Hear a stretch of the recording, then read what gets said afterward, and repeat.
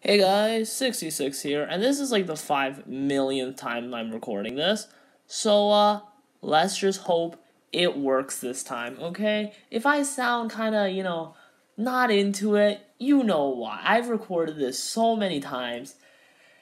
Let's just get into it. Today, we are going to be discussing why Mermails are an excellent deck. Now, I won't be showing any games in this video. If you guys want some replays or whatever, just me playing the deck, you can ask for it in the comments, or if you just want to see someone else playing the deck, you can find some on YouTube, either like combo tutorials or just gameplay. I recommend Pack Official, like P-A-K Pack. He's a really good Mermail player. Today we're just going to be going over how I like Mermails and why I think Mermail is such an incredible deck, such an underrated deck. So starting off, this is the pure Mermail deck. I don't really think this is the best variation per se, but this is the most basic variation. Now, let's just go over why I think Mermails are good. The reason why I think Mermails are good is because of this card right here, Mooling Glacia, the Elemental Lord. Now, what is the weakness of combo decks right now? You got two weaknesses, Nibiru and other hand traps, mostly Nibiru, and you have Dark Ruler no more. This card, Mooling Glacia, along with the rest of the Mermail deck, completely ignores the card Dark Ruler no more. If you guys don't know, you've been living under a rock, Dark Ruler no more says, activate this, the opponent can't respond, negate all their monster effects, and it's a spell. Like, most combo decks are unable to negate it, and it negates all their negates, so then the opponent can just OTK you. The advantage of Mermail is that your win condition is not in your on-field monster negates. Your win condition is mostly in your hand looping, which happens on your turn. And the main reason why that's viable because of this card, Mooling Glacia. It's a searchable card, and if you have exactly 5 waters in your graveyard, you can just summon this onto the field from your hand, and it will immediately discard 2 random cards from the opponent's hand. And that's not really enough, but a lot of the time, actually, if you hit the right cards, that's just a win on its own. And then you put up a negate on top of that, maybe with a hand trap or other hand loops, that will just win you the game. The win condition for this very, very basic, pure Mermail deck is in mostly just hand looping, really. What you want to do is you want to get out Mooling Glacia, maybe Trishula, maybe Omega, and on Hauki Fibrax, because on the opponent's turn you can summon this card called Desert Locust. Desert Locust is an incredible card in a hand loop dedicated deck. Why is that? When this card is synchro summoned, the turn player discards 1 card. They get to choose what card they discard, because the play is you just have Hauki Fibrax, and it has a second effect that most people don't use, but you can use it, where on the opponent's turn you can banish it and then just summon a synchro tuner from your extra deck. Guess what? Desert Locust is a synchro tuner. So the combo here is you just summon Desert Locust on the opponent's turn, and it immediately forces them to discard a card. Now, this doesn't seem that powerful, right? You're making them discard a card. But this card gets exponentially better the more hand loops you have. Normally this card is terrible, because they'll just discard a card they don't need, or they'll discard a card with a grave effect, and this card is essentially useless. But let's say you resolve Mooling Glacia, and you resolve Omega already, so now they only have 3 cards in their hand, and let's say you use this thing, which we'll go over in a bit, and you know what their hand is. Now you're like, okay, you have 3 cards left, pick 2 to keep, the other one's gone. So now they have 2 cards to play through your board. If they have 6 and they discard 1, they'll usually discard a bad card. If they have 3 or 2 cards left in their hand, now any discard is hugely detrimental. Desert Locust just gets exponentially better the more hand loops you've already done. And because this is a hand loop dedicated deck, Desert Locust is incredible. I don't even run Desert Locust in my other Mermail decks. Another card you're able to summon very consistently is this card called Totally Awesome. Totally Awesome is summonable off of Bahamut Shark. If you guys played in 2016, you know this combo very, very well. Because it's Master Rule 5, this combo's back. Bahamut Shark is playable again. Your end board in this deck is generally going to be Mooling Glacia, Desert Locust, so that's 3 hand loops, and then usually you have Toad as well, so they have 3 cards, you have a full big negate on the board, and then on top of that you have a ton of attack points, And a lot of the time, you either have Omega or Trish for another hand loop, so they have like 2 cards to play through a Toad. Or you might just have an Arquetus. Arquetus is broken, because this card allows you to discard 2, pop 1. What this means is that it's Trident, and that's great. And this thing's discards actually activate your Mermail and Atlantean effects, and also activates your Deep Sea effects.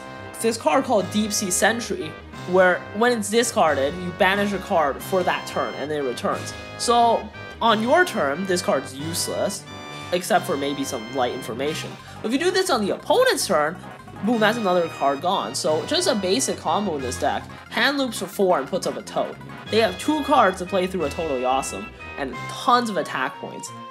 What are they really gonna do, right? Unless they have the perfect 2 cards, and here's the thing, you're gonna know what they are. So let's get into it. Why is this deck better than other decks that are just insanely powerful on turn 1? This card right here, Deep Sea Minstrel, is so powerful. What this says, you can discard this card and a water monster. This triggers your Dragoons, this triggers your Atlantean effects, this triggers other Deep Sea effects. Look at your opponent's hand and banish 1 card from their hand face up until the end phase.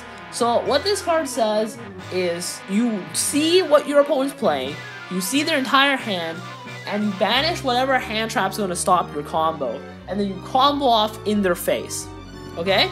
And it gets better than that. It's not just that, because also this card allows you to banish the worst card out of your opponent's hand. So now they have 4 left. You know what all 4 of them are. This is if they don't have a hand trap you care about. And then what you can do is, when you resolve your Mooling Glacia, you have an increased chance of hitting the better cards in their hand. So there's also that synergy. This card is searchable off Dragoons, and it triggers Dragoons. It's just, this card is so good. And it's searchable off area as well. So you have so many ways to this card.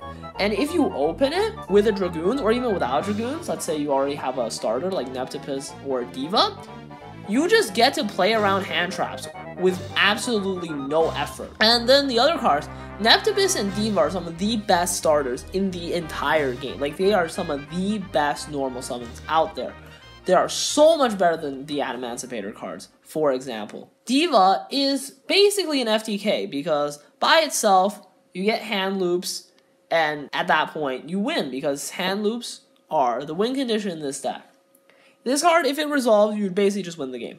Because summons Neptupus, and then Neptupus will full combo you. Again, if you guys want combo tutorials, just ask for them in the comments, or you can look them up somewhere else, maybe. Neptupus is also incredible, because when you normal summon Neptupus, you send Dragoons for cost. So you always get a search off of this, unless they immediately imperm or Valor, because this is like an activate effect. This is not an on-summon effect. Basically, they can't really ash this, because they stop 1 surge, but you still get another surge. It sends for cost. That's really, really strong. And then the way you make Bahamut Shark in this deck is this card called Bujinki Ahashima.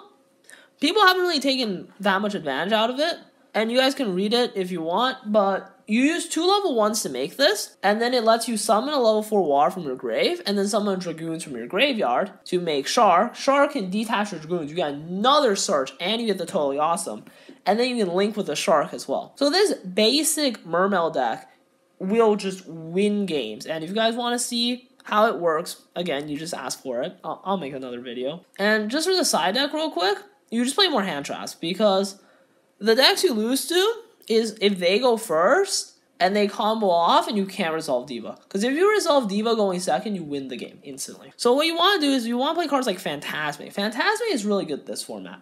Now, if Numeron becomes meta, I know, I've been trying to make this video for over a month now, okay guys? If Numeron becomes meta and Link summoning isn't as prevalent, then this card isn't as good. But as of right now, at least, when I'm recording this, Phantasme is really good, because you summon it, you fix your hand, and then you just attack over one of their negates, and now they have like no negates left, and you just combo in their face. And just to prove to you guys that this deck is super consistent, look at this. I just click shuffle, boom, Minstrel, take water, Diva, full combo. Minstrel, get rid of their hand trap, Diva, full combo, and you have Imperm for backup. This hand, it's like, you just try to like slowly shut them down with a hand like this. This is one of the worst hands you can get in the deck. But 2 Imperms should be enough to stop yourself from getting OTK. If you draw TS Dragoons, and Minstrel, you just win the game. Like, there's not much else to it. TS Aria Diva, you can definitely win with that. It's not perfect, but it'll work out. Moria Reed makes this deck a bit more consistent, I'd say. Not sure if it needs to be at 3 though. Hand like this is actually really strong. Imperm is nice because you're able to just stall, and if you go second, it's really good. Now let's move on to another Mermail deck. Now let's move on to the Auroradon build. I really like this build. I think it's a lot of fun, and the Muddy Mud Dragon engine really, like, I was testing around with it. Like, it's not optimal, I wouldn't say, but it's fun. It's fun, let's just say that, okay? The goal of this deck is to Auroradon combo, and I'll just quickly explain it. What you want to do is, 1 Diva is draw 5. It's crazy. Draw 5 and put up whatever amount of negates. And hand loop 2. The combo here is you normal summon Diva, summon Neptibus, send Dragoons, add Dragoons. Dragoon's effect doesn't matter what you add, you don't need it. So then you use the Neptibus to make Linkuriboh. Linkuriboh, Diva, go into Hulk. Hulk effect, summon Despot 001.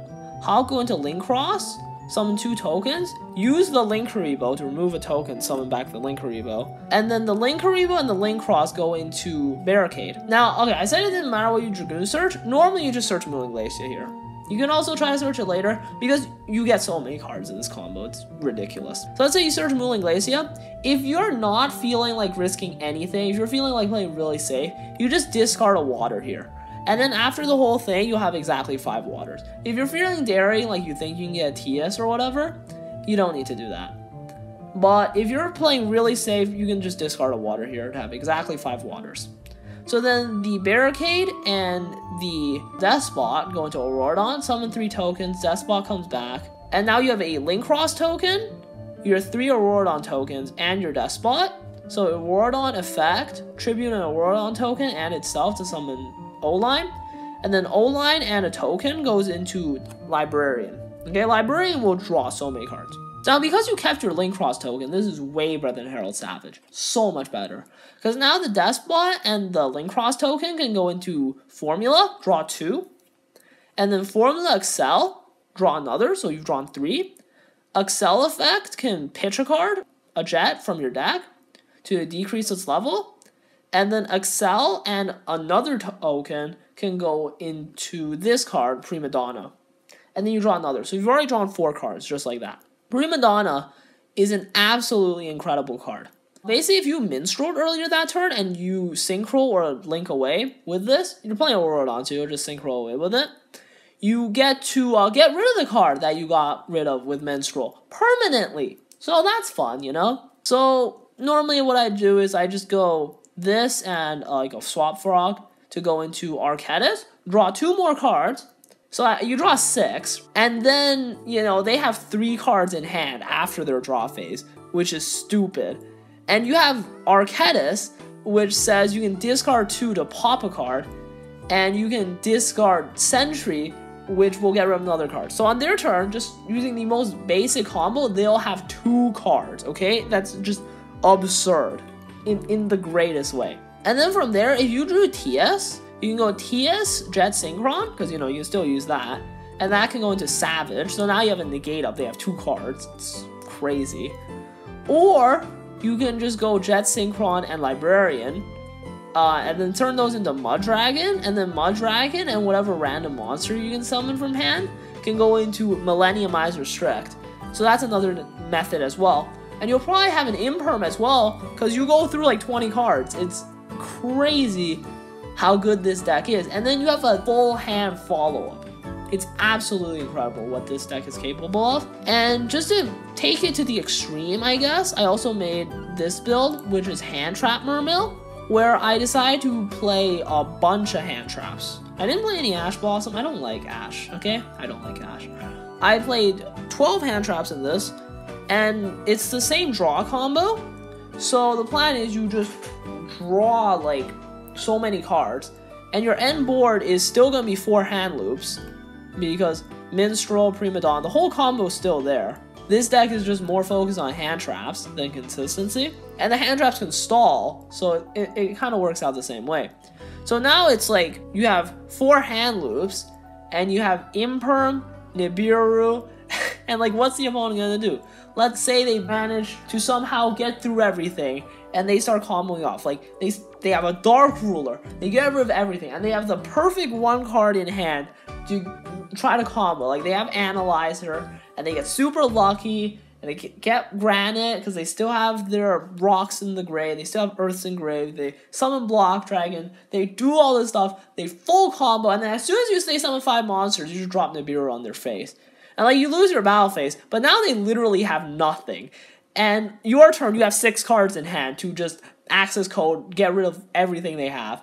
And then what are they going to do on their turn? Top deck the perfect card? Oh, guess what? You summon Totally Awesome, because you have a Frog Engine in your hand, sitting there unused. This build is also incredible.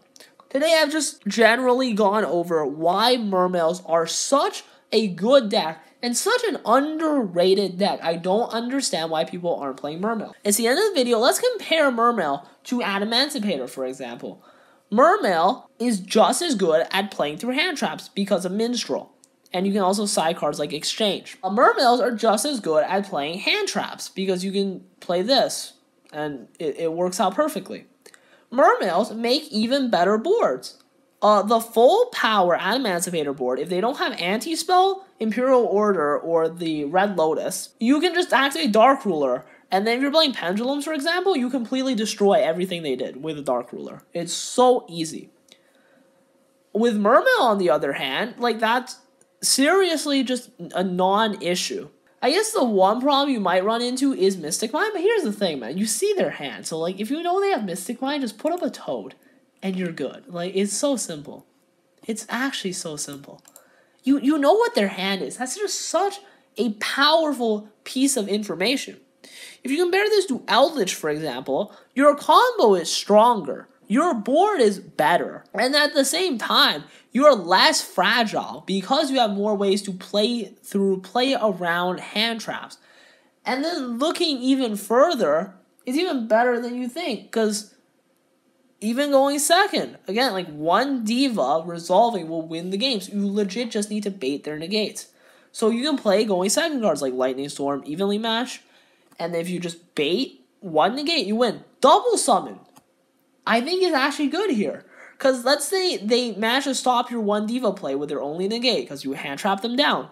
Activate Double Summon, summon another Diva, and it's just game over at that point because this thing isn't once per turn. This video ran on for longer than I would have liked it to, and I'll probably cut it down in editing quite a bit. But yeah, that's my Mermail deck. And here's my crazy Numeron ideas. I've been messing around pretty hard here. I think Altergeist is the way to go, honestly, because look at this. You just get so much. Like, how is anyone beating this? Let's say they stop your Numeron wall. Okay, Ash, Imperm, Faker. How are you actually OTKing through that? You're not, right? Again, like this, like, who is actually playing through Altergeist? I don't see it. I actually don't see it. If you have Numeron combo and Altergeist, you just win. And let's say your Numeron combo fails for whatever reason, you still have plays. Because let's say they somehow shut it down with, like, cherries or whatever. You can just go normal Marionetter, and then you still have your Altergeist board. Like, take a hand like this. You just don't lose. Like, Faker, Crackdown, Ash, that will not get broken. And then you play Strike, too. Okay, I'll make another video on Numerons altogether, probably. But just, like, looking at what my Numeron deck can do, I think it's pretty good, honestly. I don't know why people aren't building like this, where you just play, just straight up trap hate, not like Eldritch or some dumb trap engine, no, like hard traps, like Crackdown, Solemns, that type of stuff. And I think Cyframe might actually be a decent deck. Like, this is not a joke deck, okay? It's not a joke deck. Malefic Cyframe. Bro, how many years has it been since we've seen Malefic Cyframe? I think this is actually good, though, because you don't really care about your extra deck all that much. And you always have a field spell, especially with the Cyframe build, because you're playing Circuit, too. I think this deck actually has promise. I'm not joking right now. I'm not joking. Let's say your Numeron combo gets shut down. You just Cyframe their face, and then it does something, hopefully. And I guess I'll go over what my preferred answer to Numeron is. That's right, boys, Quaking Mirror Force. Because think about it. The Numeron deck, as far as I'm aware, they play like Conquistador, Hakuero, for their negates, right? Negates, they're interruptions. Zexal only works on your turn, so it's like, oh, they Zexal you and they beat you down, right? But how are they gonna answer Quaking Mirror Force? Like, don't you just win? This is kind of a joke. But I'm also kind of serious here. Like, they have their full board up. They don't put up a single negate. They attack and you just activate Quaking. Their whole board goes face down. They have no zones left. Like, don't you just win? And also Widow Anchor. Like, Chalice is cool and all, but I'm gonna give them more attack. And this has, like, extra value. If you're playing a spell-heavy deck, at least. Because this has extra value. If you have spells engraved, these can also take a card. Which is incredible. So, I think Widow has some promise here. I've been rambling on long enough. That's me all for today, guys. Take care, y'all. Goodbye. Play Mermails, okay? Play Mermails. At least try it.